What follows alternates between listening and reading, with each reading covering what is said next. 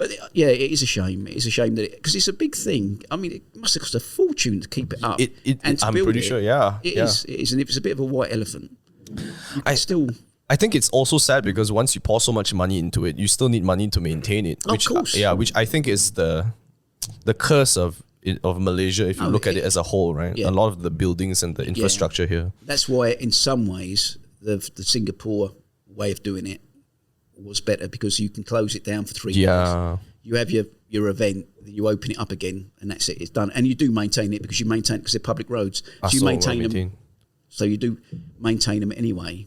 And so with Sepang, you maintain it and it gets used for 3 days, but then the public doesn't use it for the rest of the year. So you've got a limited usability of it. Yeah. People still do events in Sepang because it's huge, but they don't really maximize. No, MotoGP still on, but they only use half the circuit for that.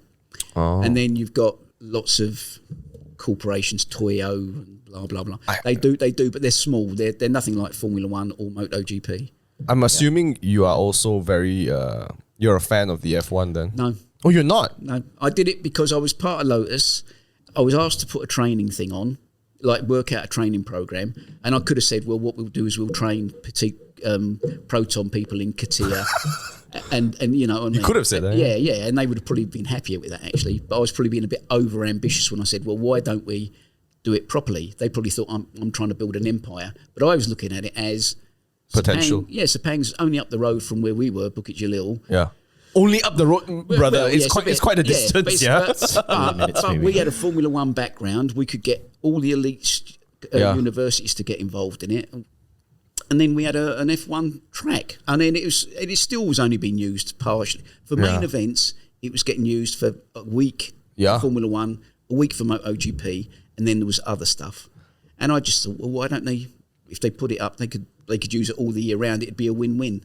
I find it quite strange because even at that time, I recall our government being somewhat stable, and it was somewhat successful compared to now, obviously. Yeah, but like mid 2000s ish, 2000 to 2005. I think it was quite a good time for us, right? Or was it? I know 2008 was the financial crisis. I think it was 2008, probably perceived stability, I suppose. Yeah. I don't know what was happening. But in the 90s is when you had a big. Or 90s is when. That's when Anwar and Mahathir fell out over. You know, one wanted to go one way to cure the economy, and one wanted to go the other way, and it didn't end well for Anwar, really. I suppose. But, at the time, I was speaking to my friend, and he was like, he was at the Sungai Buloh rally.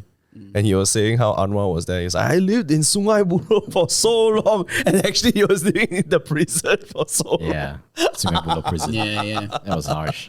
Yeah, man. It was. I feel like in Sepang, it could have been a lot more. But at the same time, when you were tasked for this project, right? No, this is... I was tasked to do a business plan. Training for that Lotus. project. Yeah, but that project wasn't part of the business plan. I was in charge of training. They didn't say what I had to do. Oh, they didn't give you a clear... No. But I thought, right, if you're going to give me a clear hand, then this is what I'm going to do. I thought, utilise the Lotus brand. We are Lotus. Utilise the fact that we can get all the best universities in the world to come on board. Utilise the fact that they've gone and built this spanking brand new F1 Sepang place. Stick a university in there as well. Utilise that and then you can get the students. Like when it comes to event management time, when they have these events, then you can shift things around. Yeah, well, you can also go to the students. Right, you're going to be working this weekend if you want to. For John's company's doing event management. They want people to clean out the bins, right? Put the chairs out, put a few mics out when they talk to the Formula One guys. Totally doable. So then they volunteer. They get a pass to go. I did this in America. I used to do it for kart. Oh, in Belle Isle. Belle Isle is a little island of Detroit, and they used to do kart racing. And for a few years, I used to do that. I'd get a free pass. I could go anywhere. You'd see Andretti, and they had was a famous actor who used to do it as well. He died.